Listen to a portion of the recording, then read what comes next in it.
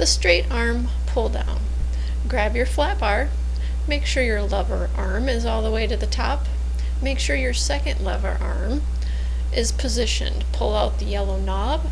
Adjust it accordingly so it is up on number 2. Attach your flat bar to the cable carabiner. Adjust your weight to whatever is in your program. Once you have your weight adjusted, position your hands shoulder width apart.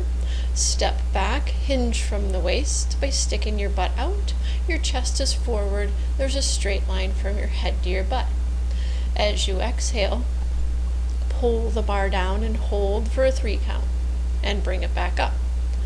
Now as you're moving and doing this, pay close attention to your form. Your upper body wants to bend down. Don't let it. You don't want to go all the way down forward and hinge from your waist. Find that comfortable position where your butt is back, your chest is forward. If you were to put a pole on your back, it would be straight from your head to your butt.